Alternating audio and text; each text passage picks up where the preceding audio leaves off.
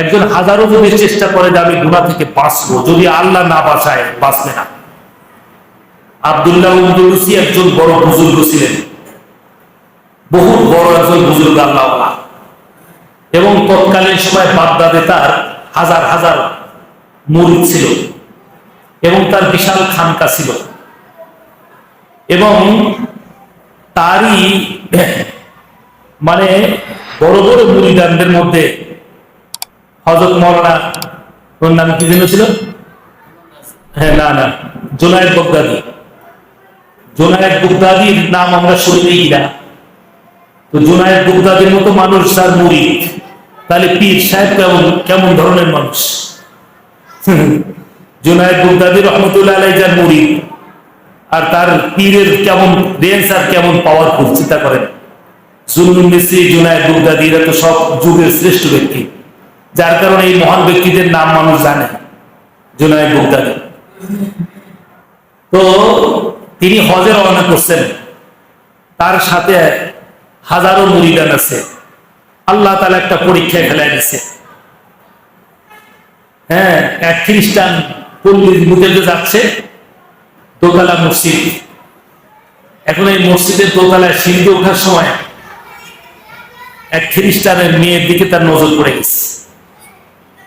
হ্যাঁ, খ্রিস্টানের মেয়ের দিকে নজর পড়ে, ওই মেয়ের পিছনে তার মানে নজর পড়ে তার দিলের পরিবর্তন হয়ে গেছে। আল্লাহ দিল পরিবর্তন করে গেছে, ওই মেয়ের দিকে তার আকৃষ্টতা বেড়ে গেছে। পরে বিশাল ঘটনা, আল্লাহ তাআলা তাকে পরীক্ষার মধ্যে ফেলে 3 বছর ব্যাপী ওই খ্রিস্টান পল্লীতে তাকে জীবনযাপন করেছে।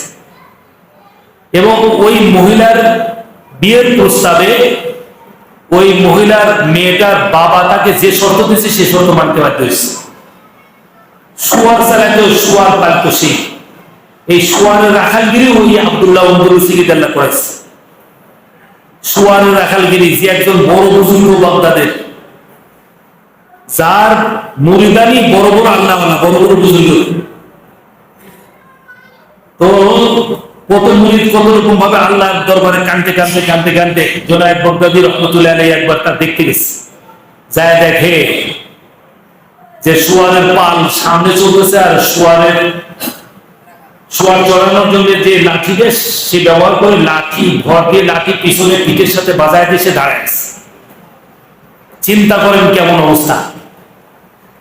জুনায়েদ বাগদাদী রহমতুল্লাহ আলাইহি কয়, আমি আমার শাইখের দেখে এত আল্লাহর কাছে কাঁদছি যে আল্লাহ আমার শাইখকে তুমি পরীক্ষায় পাশ করো।